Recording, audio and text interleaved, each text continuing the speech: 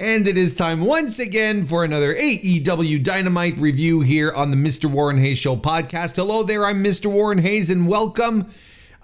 We've got ourselves a lot of stuff happening today. You know, if you follow the podcast here on youtube.com/Mr. Warren Hayes or on your favorite audio application, there's going to be a lot of Warren today. You know, we're doing the Dynamite review a little later on. Once I'm done here, I'm going to watch today's G1 Climax show. So then I'll be back for that. And for some reason, if you're on the YouTube side of things, my daily recap show yesterday didn't post, and I only realized it like today. So there's a whole bunch of Warren Hayes today. Get ready. But call your mama. I don't know. Yeah, there's a lot of stuff. There's a lot of stuff going on in pro wrestling. It never stops. It never sleeps. Today is August 8, 2024. And we are going to be reviewing the August 7 edition of Dynamite. So thank you for being here. Leave a like on YouTube. Per usual, if you're here for the first time, consider subscribing, and reviews and ratings over on the podcast application side of things would be tremendous as well. So we are not going to beat around the bush too much. We're going to get right to reviewing this this very uninteresting episode of AEW Dynamite. I don't know. It did nothing for me. I didn't think it was particularly great. Now, Tony Khan did say that you know, some of the plans had to be changed because of the hurricane. I think it's Hurricane Debbie, right? A lot of plans had to be changed because of old Debbie, because she was screwing up some travel plans for a bunch of people. So a lot of folks didn't show up. And I feel like the show suffered because of it. I feel like there was a lot more planned than what we got, and what we did end up getting was, it was there. It was unremarkable. Didn't do anything for me. You know, I'll give him a pass. You know, because did you hear that? That was my dog kind of sneezing. She's right behind me. You can see her paws right now if you're watching the video, but she just sneezed. You okay? Yeah, she's fine. She's doing fine. What was I saying though? Lost my train of thought. Thanks, Juno. I appreciate it. You're such a good dog. It's bad enough to try and keep my train of thought on a regular basis. Don't need, you know. Did I really need you distracting me here? Oh yeah. So basically, I'll give Dynamite a pass because of, you know, I think the travel issues did really impede the show. I think probably more profoundly than just the one match. You can tell that something was off. Yeah, I don't know what to tell you. You know, I don't know what to tell you. Anyway, let's get to it. Let's go right ahead. This was from Winston-Salem, North Carolina at the Joel Veterans Memorial Coliseum. 2,738 tickets distributed. They were expecting a little, well, they had set up for just under 3,000. There we go. Not great, but, you know, I keep rehashing the same points every time we come around to talking about attendance and how AEW is doing, and this is still not good. Here's the thing that's happened. Maybe I'll throw in this little tidbit, right? Because the pay-per-views do well. The pay-per-views do well, attendance and in buys, because there is still consumer confidence that AEW pay-per-views deliver and sometimes over-deliver. So that is the true mark of success for AEW. The TV shows, the week to week, don't have the same consumer confidence, and you can tell because of these very basic metrics. You know, people aren't going to see the weekly shows because they don't feel like they're anything really special. Like there's nothing must see on it, which is wild. because it was a time where AEW was absolutely must see, and you know, tickets would sell out. And now you can get, you know, you can wait till the day before to get some pretty decent tickets that'll cost you $20, $30. You know, that's been my strategy for the past couple of shows I've been to. The Montreal show, the Quebec City show. You know, just wait a bit. Forbidden Door. Oh no, I jumped in. I went to last year. You know, jumped right in, got my tickets on pre-sale because I'm like, nah, man, this is gonna sell out. But for the rest, no, I bided my time. So, you know, the consumer confidence is not there. You know, that's all there is to it. But when it comes to the pay-per-views, it is, and with reason, because they're very good. Now, what does that tell you?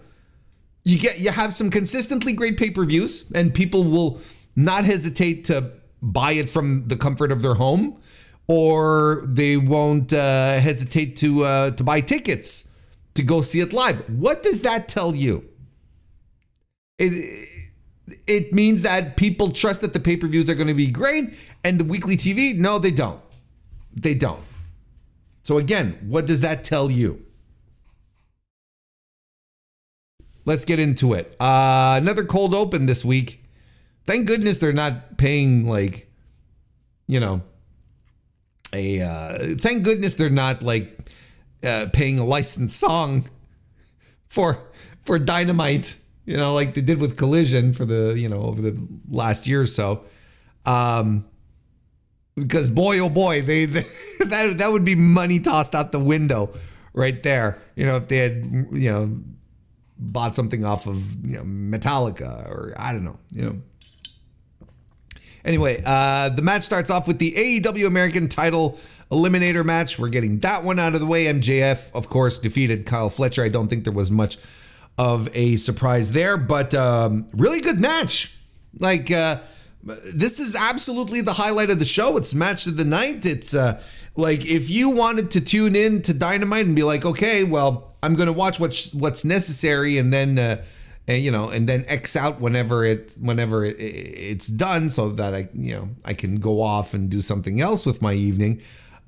This is what you do. You start off the show, you watch MJF versus Fletcher. You'll have a nice, fun little time. You'll have some great showing by MJF and Kyle Fletcher, who is going to, you know, continue to drive home the fact that this kid has something. He's got the potential to be a big star, and then you're done. The rest of the show is absolutely 100% skippable. I'd say, like, even this match is it skippable? Nah, you kind of have to watch it. Like, if you're into Dynamite and the build to All In and all that stuff, well, you know, I think you gotta watch the match. If you're coming in, just to watch good matches and you don't know, like, you know, you don't follow the week to week on Dynamite, then yeah, you can absolutely skip that one, you know. Anyway, yeah, you know, MJF works the arm on this one. Lands a shoulder breaker as well, gut wrench power bomb, and he, you know, that's it. He continues working the arm. Kyle Fletcher super kicks the kangaroo kick to a big reaction from the crowd. A dive and an Orihara moonsault, which was tremendous. Then he tosses Max over the barricade, then sentons off a chair onto Max in the audience kind of thing. And the crowd is into it. What does he do? What does Kyle do? He just rushes right into the audience, stands there, poses with everyone around him cheering. And I'm looking at this, and I posted this in the Discord as I was watching, and I was like, look at this superstar pose right here. Look at what this kid knows what he was doing here. He rushed right into the audience and he extended his arms. Crowd is going nuts around him because he just, you know, he did a nice little spot, nice little explosive, exciting spot. People are into it, and he's just standing there soaking it in. And there's one for the highlight reels. There's one for the video package to make, you know, Kyle Fletcher a star. You know, I'm not sure about this Protostar thing. I understand what it means. Protostar. It sounds like something from out of Farscape. You remember Farscape over on the Sci-Fi Network? You remember that? Farscape sounds like, you know, the villain of the week. Protostar. Like, and I know what a Protostar. Like, I understand it all. It's better than the Fletchlights, if you ask me, but not as funny. Okay, so it's a better nickname than Fletchlights, but not as funny. Protostar. But Protostar, there's something kind of cringe about it. I don't know. There's something about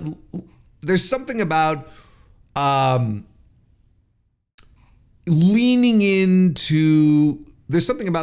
into being an up and coming star as your whole thing is kind of weird. And I don't know. It's a little too much. I feel like a little modicum of modesty that goes a long way in these types of situations. But then again, you know, you're a pro wrestler. You want to get over, whatever. Back in the ring, Max lands the cradle DDT with the hammerlock cradle DDT. He also threatens to do the top rope pile driver. And look, when he's setting up to do the top rope pile driver, everyone's going, no, Max, don't do it. Like everyone, you know, they're doing this and people are screaming and the commentary is going bonkers. Now compare this to the Tiger Driver 91 thing with Will Ospreay, where he doesn't want to do it because, you know, he injured Bryan Danielson. We know the story at this point, but look at the reaction between the two and understand how better built the top rope pile driver spot is as opposed to the Tiger Driver 91 in this circumstance. One in kayfabe is supposed to make you shudder and think like it's the worst move ever because Bryan Danielson was taken out and Will Ospreay can't bring himself to do it, etc., etc. And you're supposed to feel like when he sets up to do it, it's like, no, don't do it. Whereas when Max even mentions doing the top rope pile driver, people lose their minds. And why is that? Because the guy was actually really fucking injured because of it. Well, and when I say really, all in kayfabe, in story was taken out and we have not seen on TV since because of that move. And Max just repeats it, you know. So when people see Max setting up to do it, everyone loses their shit. As opposed to the Tiger Driver 91 where it's like, is he going to do it? One is much more successful than the other. It's a weird juxtaposition. It's a weird juxtaposition in this regard. And plus, you know, you have Queen Aminata doing Tiger Driver 91s over on Ring of Honor. So honestly, who cares? Who cares at this point? Who could possibly care?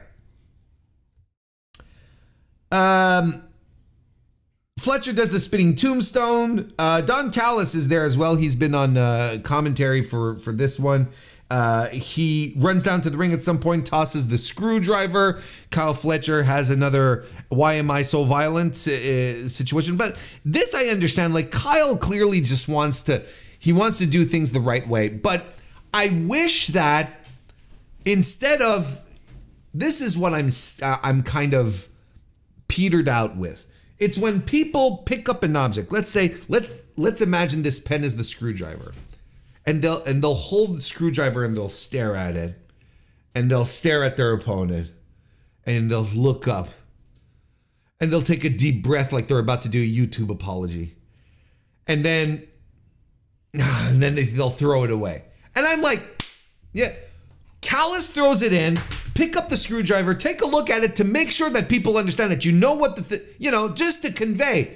through your miming, through your pantomime, right? 'Cause wrestling is all pantomime.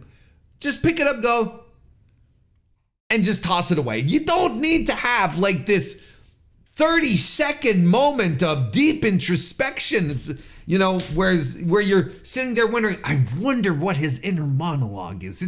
It's fucking pro wrestling. We get it. And either use it or don't. And I think it's more compelling. Prove me wrong.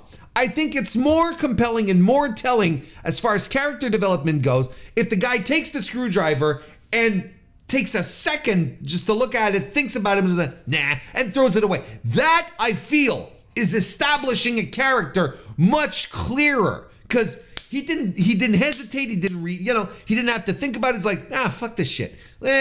I'm not doing this. And that would be a much more interesting level of character development than staring at the hands, staring at the audience, staring at the sky, staring at your opponent. It's like, Jesus Christ, let's get on with it. You know, it's pro wrestling. It's not friggin' rocket science. It's like, you know, we were having a discussion in the Discord. I think it was yesterday, where, you know, we were talking about, you know, look, okay, sidebar. I went to see Deadpool and Wolverine, okay? And I enjoyed it. I had a nice time at the cinema watching Deadpool and Wolverine. Now, is this the fucking Godfather 2? Is this Apocalypse Now? Is this, you know, Pulp Fiction? No.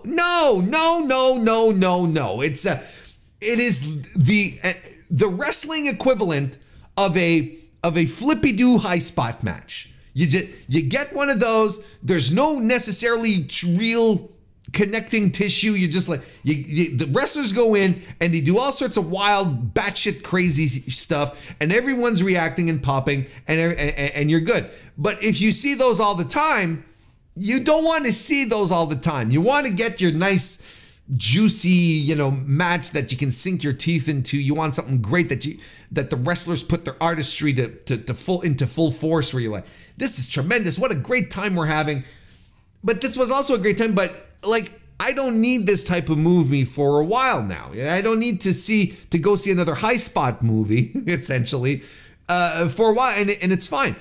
And then we're seeing people trying to, well, you know, this movie is more than just a cameo parade. You know, I don't know if you all saw the movie or not. No spoilers, I promise. But, you know, this movie is about mattering. It's about, there is heart to it. The movie is about finding a way to matter, how you matter in the world. And I'm like, yes! Do you know why this is the theme of the movie? Because Deadpool outright tells us in like the first 10 minutes of the movie, I want to matter. I want to do something that matters. I get sledgehammered across the head with it. There's nothing subtle about it. These people are acting like this is like just because they're saying it. You know, they're acting like it's this great subtle, you know, this great tasty movie direction where it's like, you know, there's a thing in this film called the theme, and the theme is mattering. Yes, I know it matters. That's the theme because the main character outright told us, like said it word for word, that this was going to be the theme. And the same thing with Wolverine. Like they didn't say it, but then you can put two and two together. Like you can see exactly where this is going, and the finish and all that. You know, you'd have to be like abrasively dumb to not understand what the theme of Deadpool versus Wolverine is. Now, the point that I'm making, and it's fine. Again, it's a high spot movie. It's fine. The point that I'm making here is that just because you're saying it doesn't mean it's good, doesn't mean it's well executed, doesn't mean it has substance to it. You know, you're just, if you say what the theme is, but you can't make people feel what the characters are going through in relation to the theme, it's not much of a success. You know, so yes, the theme is mattering, so I understand his motivations. Did I feel for Deadpool? No. No, because I don't want Deadpool to get into my fifis. I want Deadpool to be snarky and break the fourth wall and have quippy one-liners and then beat the shit out of people extremely violently. That's what I want. I don't care about Deadpool, you know, seeking this greater purpose. Good for him. That's fine. You know, no, this is what they wanted because they want Deadpool to have a bigger role in the MCU. Okay, all right. Who cares? So so you know, boy, what a tangent there. So where was I going with this? Oh yeah. So okay. So just because, you know, you're establishing, just because you feel like you need to tell these stories, these, you know, people looking into your hands and what, you know, why am I, doesn't mean it's interesting, doesn't mean it's good, especially when everyone, I feel, lots of people in this company are doing it. Lots of people in this company are doing it. In a business where you are supposed to be violent, where you are supposed to hurt people and beat them up. That's what you're paid for a living in kayfabe. In kayfabe, you're supposed to get into the ring and have a fight with someone, and the winner gets the biggest cut of the purse. That's what the thing is. Everything else is accessory. But to me, it's just like, it's wild. It's wild that we do this type of storytelling. And I kind of feel like WWE doesn't do that as much anymore, you know. We all still, you know, have a little chuckle thinking back at Johnny Gargano, you know, staring at his hands, and, you know, that's where the meme comes from, right? Why am I so violent? That, you know, in his feud with Ciampa, that was kind of the thing, right?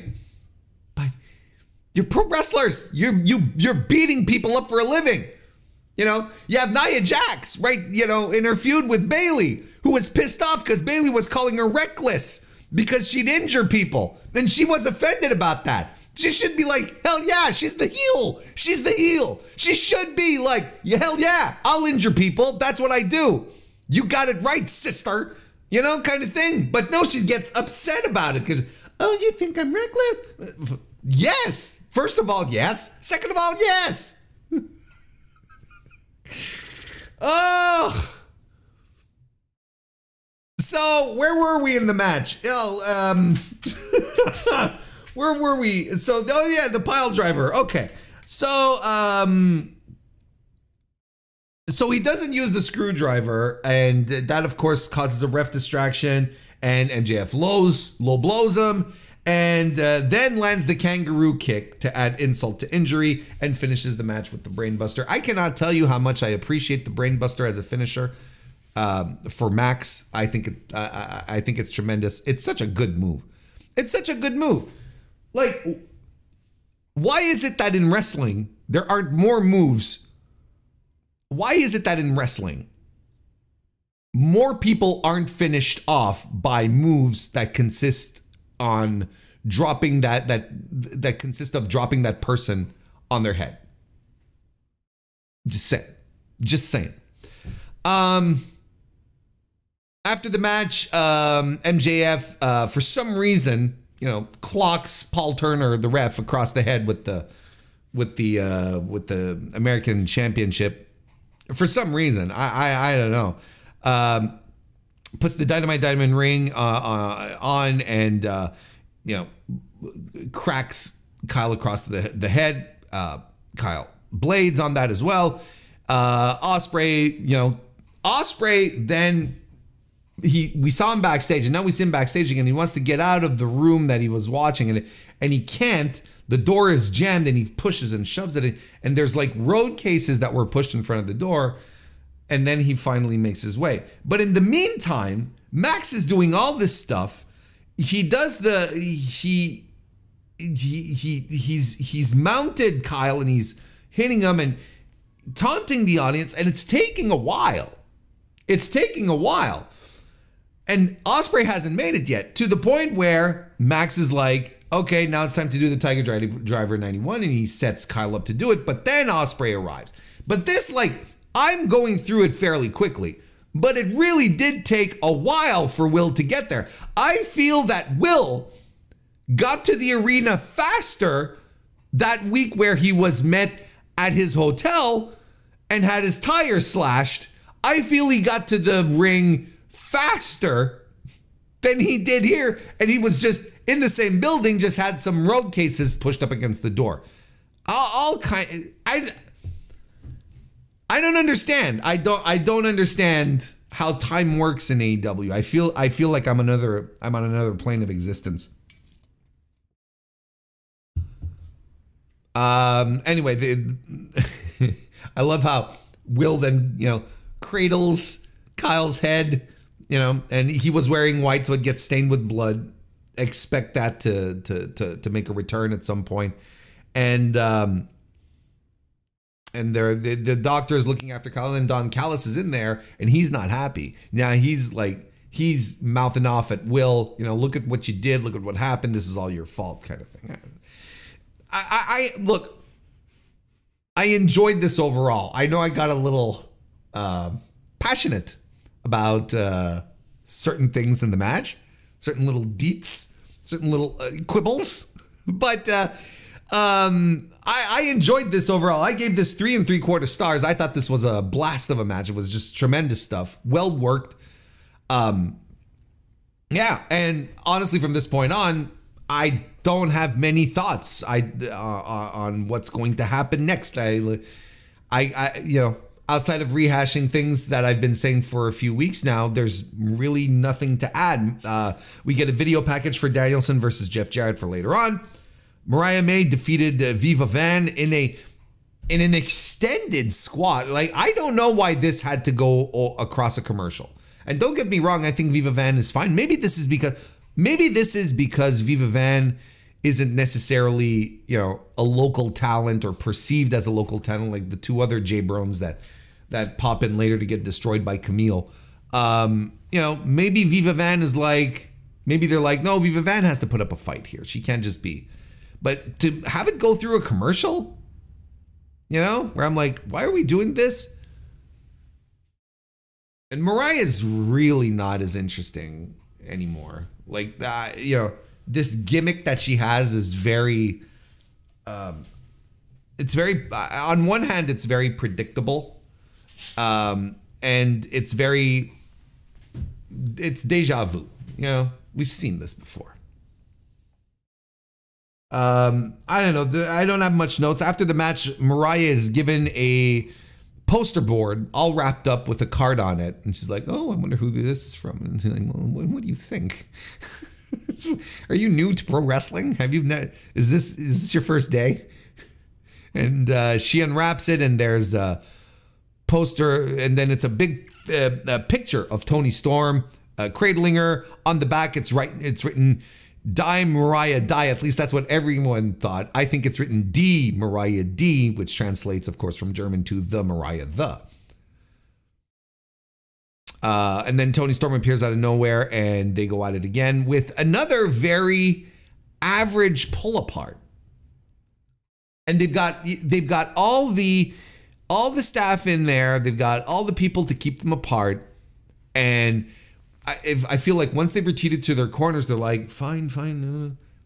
No, if this is a heated feud, they want to tear each other to bits, right? And again, right now, the fire of this feud is coming from Toni exclusively.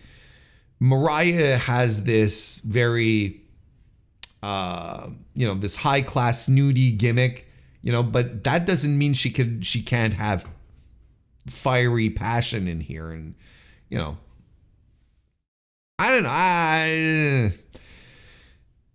Jack Perry is watching footage from Blood and Guts. There's a voiceover, then suddenly a Taco Bell commercial appears and interrupts. It's like, okay, what are we doing? Is this the old being the elite joke with Chili's, but instead of Chili's now we're doing Taco Bell? Is this the thing? Yeah, and he ends up smashing the TVs. Okie dokie. Then we actually do go to a commercial, and when we come back, Darby Allin cuts a promo Yeah. They have to have Jack Perry on TV wrestling, because right now he kind of comes across as a schlub. I thought they were going to have, again, look, maybe they had him planned for tonight. I couldn't tell you. Maybe they did. And you know, the flight situation just didn't work out. Maybe, like, I honestly will give them the benefit of the doubt. But Jack Perry has to be on TV going up to Wembley. What are we doing here? He's got to be wrestling. He's got to be. He hasn't had a single defense of his title yet. You know. By the way, another show without the Elite. No Bucks. No Okada. You know, at least live. You know, Jack Perry showed up, but second week in a row. Again, travel issues, maybe, but 2 weeks in a row. Katsuyori Shibata defeated Brian Keith. That was a fine little match. You know, Shibata stomps the arm early, works the arm, but then the tide shifts and Keith starts working Shibata's arm himself. It's a hard-hitting match. You know, nothing out of the ordinary. I get it 3 1/4 star. Shibata wins with the claw, with the iron claw that has been passed down to him via the Von Erichs. I don't know if you all saw this over on the Collision and Battle of the Belts and all of this nonsense. Shibata is a good friend of the Von Erichs now, so he's got the claw. After the match, Jericho and Big Bill run in. They take out Shibata. Hook makes his return, and somehow 3 guys on 2, and they take a powder. And one of those 3 guys is Big Bill. And somehow they feel outclassed. Did you notice that Hook seems to have like a bandage over his fireballed eye still? That's interesting. You know, he had the cap, or a toque, like we say here up here in Canada. He had a toque. Y'all, the most of you will say he had a knitted cap. Right? No, is that a beanie? Do we call that a beanie? Is it a beanie? Maybe it's a beanie or a cap, a knitted cap or a beanie. But up here, we use the proper terminology, which is a toque. And he had to put on his toque. He had a toque on in the middle of August. You know, tell my mother this kid's running around outside. Mom, he's running outside. He's getting, you know. It's 30 degrees outside, 30 Celsius, of course. It's 30 degrees outside. He's got a toque on. She go, what? Guy, he's gonna get heat stroke. What are kids today doing? I know, man. Running around with the toque outside. What is he doing?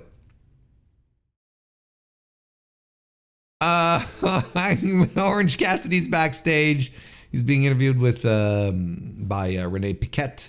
They're talking about, they're actually addressing the travel issues on the air and that the conglomeration won't be around, but Cassidy has a backup plan.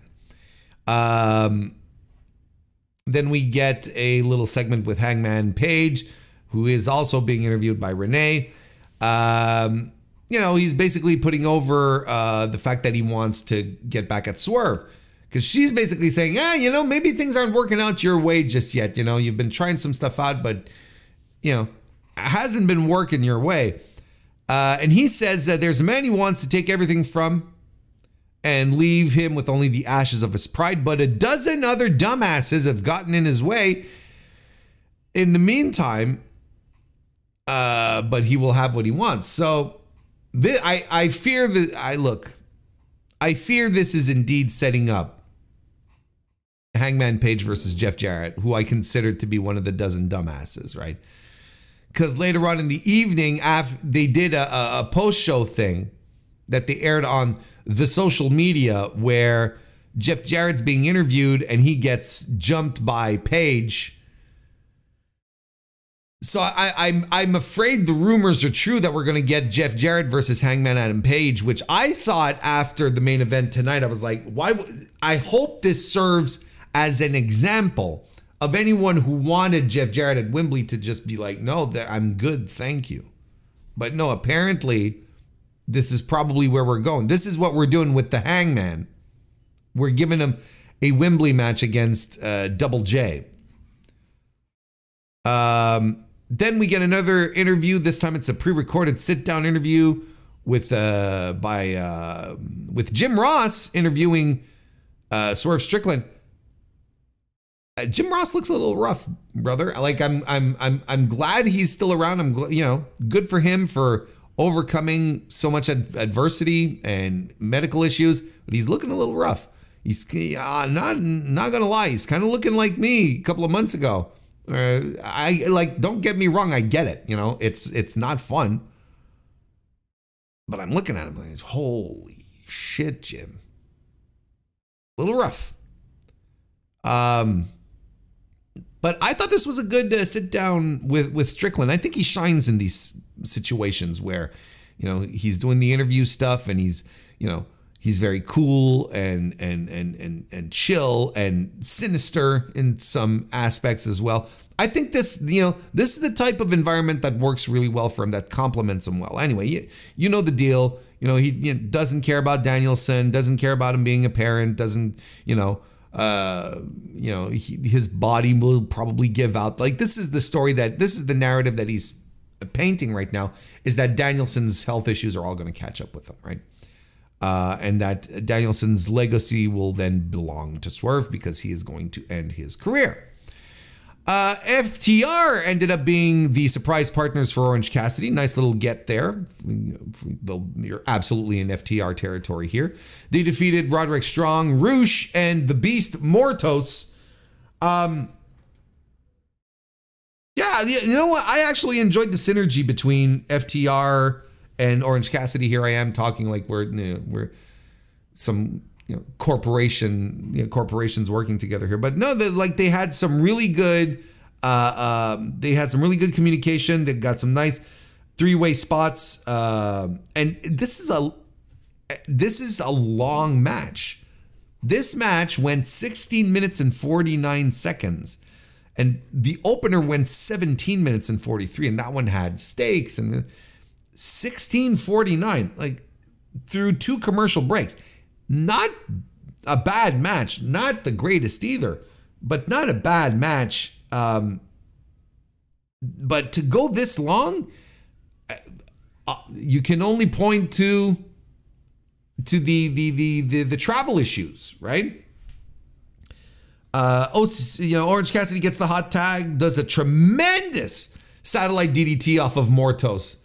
Mortos, being the base that he is, was just absolutely fantastic. Stun Dog Millionaire on Roderick Strong and the Shatter Machine on Roosh, who takes the pin. Locker room leader Roosh looking up at the lights, eating the pin. Uno, dos, tres, baby. Now, after the match, for some reason, the Acclaimed come out to challenge FTR to get things riled up, and Max Caster's microphone's not working. Big babyface move to whoever did that. But for some reason, they're coming out and they start talking trash about FTR. And I'm watching this and I'm like, aren't the Acclaim still involved with the Bucks? What is this? And why are we doing this with FTR? Why? And it's coming out of nowhere so hard. Like such we're just like, I don't understand. Like, I do not know why we're doing this specifically. This is an environment, folks, where Tony Khan never seemed to know what to do with the Lucha Bros. And look at where it's led us. Tony Khan does not know what to do with the Lucha Bros, but we're going to bring out the Acclaimed again, who are involved with the Bucks still, and have them challenge FTR. You know what my gut feeling says here? Three-way at Wembley for the titles, which stinks. Let's be frank.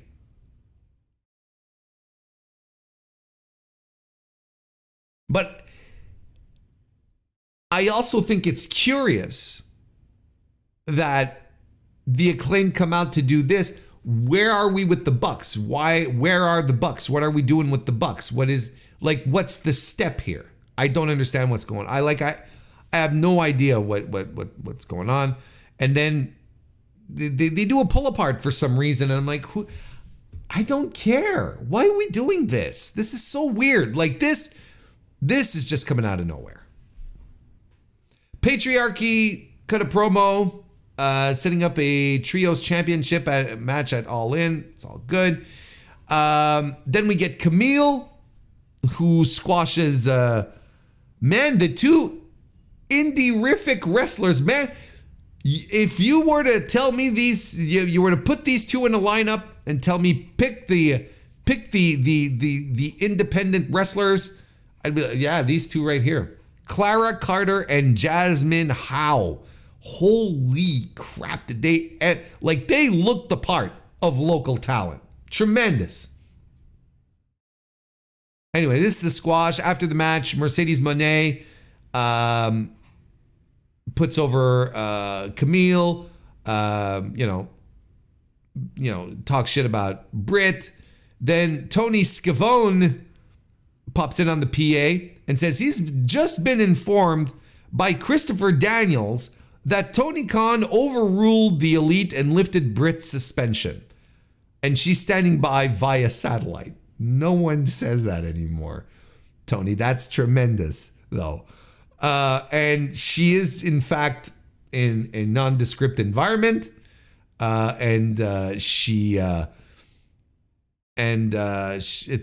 absolutely a pre-tape. It's not via satellite at all. And yeah, basically she says she's gonna find a way to get to Mercedes and whatnot. Now, lot to unpack here. First of all, I guess this does in fact mean that Britt Baker's suspension is terminado. It's finished. She's ready to move on. Good for her. Now, which adds credence to the fact that this did happen a couple of weeks ago and then was just a couple of weeks suspension. Now we can get back into the swing of things. I feel like you can ask the question, well, if she was no longer suspended, why wasn't she there? Can we chalk this up to travel situations? Yeah, maybe, probably, sure. Let's do that. Let's say that it's travel issues, okay? Because otherwise she should have been there, right?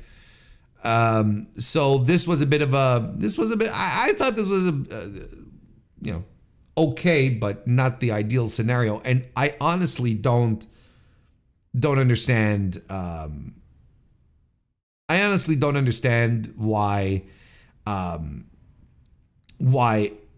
Christopher Daniels is telling Tony Schiavone that Tony Khan lifted the ban, because in storyline they're saying that the Elite suspended Britt, which is fine because we know the Elite are tight with Mercedes. It's all fine.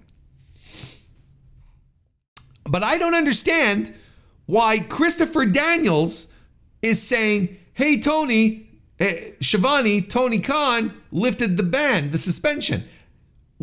Why isn't Tony Khan contacting Tony Schiavone directly? He's done it multiple times in the past, which leads us back to the idea of why is Christopher Daniels still involved in this when Tony Khan is back and he should be? Wasn't that the idea that he was a temporary EVP? That he was looking over things while Tony Khan was nursing his neck injury? And Tony Khan's been back for weeks upon weeks now. Why is Christopher Daniels still an authority figure here? It's all, again, more proof that all of this authority figure bullshit is stupid and serves only to confuse and irate. When you start putting logic to it, it never holds up. Anyway, a good squash by Camille, by the way. And finally, we have the main event, the Anywhere Anything Goes match, where Danielson defeated Jeff Jarrett. Look, I mean, you can't say that they didn't work, but, you know, it was a nice little plunder match with a guy who, you know, in Jarrett that, you know, is no longer who he used to be. Like, he can still work, don't get me wrong, but a lot of his offense in this match seemed soft as a feather. You know, he's doing this, I think he does, what is it? He does a move on the chairs at some point. Was it the stroke? And you know, he does it so softly, you know, that Danielson's head barely even touches it. Like, I'm like, oh, it's probably not the stroke. It was something else. It doesn't matter. But the point still stands. You know, they fight into concessions, and you know, and I will admit I liked the concessions fight, and I'll tell you why. Because of how it was shot. Because they let audience members gather around, and it felt like a schoolyard fight. It felt like a bare knuckle fight, where you have, you know, the audience all around, you have people cheering and, you know, pushing the guys back into, like, you see this a couple of times, right? And Danielson leans into it, where he falls into the audience, so the audience will push him back in. This is the kind of shit that he loves. Like, this one, and I thought this was great. You really don't see that much anymore. Usually you'll see people fighting concessions and you'll have security, like, you know, taper off the entire spot, you know, but now, no, the crowd was there and they were cheering, and I thought that was a nice addition to this match. Made it feel good, made it feel, yeah, just tremendous. I was into it. You know, and they use chairs and whatnot, and it's a fine little plunder match. You've seen it a million times, you know. Once they're done with the concession stuff, you're like, okay, you know, this is pretty much what it is, and it ends with the Busaiku knee using a chair by Danielson. He puts Jarrett away like that, and Jarrett is busted open. I think he got busted open on the chin, right? Hard way. It was a great visual. But, you know, look, fine little thing, fine little diversion. 3.25 star. Let's not go nuts here on my end of things. Yeah, but, you know, guys worked hard. Little blood always helps. I thought the concession stuff was tremendous. Had a great feel. It looked good. You know, you had to have the patented Jeff Jarrett walk and brawl. You just had to. Something that had to happen. So after the match, you know, the Wheeler Utah comes to check on Danielson, and Double J's guys come in, and then Ricky Steamboat was involved. Like, they advertised Ricky Steamboat. I thought he was going to be like an enforcer or like a special guest ref. No, he was just sitting up on commentary. I mean, don't get me wrong. Let the Dragon get his paydays, you know. But I don't know. I don't know. He comes down to check on everyone, and he raises both men's arms, and Danielson and Jarrett shake hands, and they hug, and then Swerve comes out, and he, you know, he's saying, look at all these, we've got a bunch of TBS programming legends, you know, people who have been legends on this network, Jeff Jarrett, Ricky Steamboat, and myself. And the difference between the three of them and Bryan is that they've been world champions here. And I'm like, on TBS, right? Not AEW, right? This TBS is what you mean. Oh, okay, thank you. And the only, so, you know, and basically what this all serves, because Swerve is basically rehashing some points from the video package, from the interview that he did with Jim Ross. And he says the only thing, this basically all sets up Swerve saying, I want a warm-up match, just like you did. So I'm going to fight your boy, Wheeler Utah, next week. And And and you're gonna be at ringside and you're gonna watch how much pain I'm gonna put him through. So so there we go. Fine little angle to wrap it up. Fine little match. A very nothing Dynamite. A very, very nothing Dynamite. I know I got, look, you know, maybe I stretched out some things. Maybe I got a little overzealous over some things, you know, because I did want to make time. I wanted to give y'all a proper review instead of just like I probably could have blown through this in 25, 30 minutes, but you got to give the people their money's worth. But I didn't think there was much to this, and look, we'll chalk it up to the travel issues because of the hurricane. But we'll see next week. Barring anything else, hopefully we'll be back to form, because I really liked last week's. I thought last week's episode was very, very, very, very good. This week is no. Outside of the first match, everything else is like, you can move on from this. Not a big issue. So there you go. So we are going to wrap it up for now. Thank you all very much for joining me on today's AEW Dynamite review. Please subscribe if it's your first time here, or follow me on your favorite podcast applications. 5-star reviews on Apple Podcasts, 5-star ratings on Spotify, and likes on YouTube all help the channel grow. I will be back later on today with more G1 daily coverage, and if not, well, I'll be back over the weekend with more daily G1 coverage and the Mr. Warren Hayes Show on Tuesday. So thank you all very much for being here, and I'll see you next time.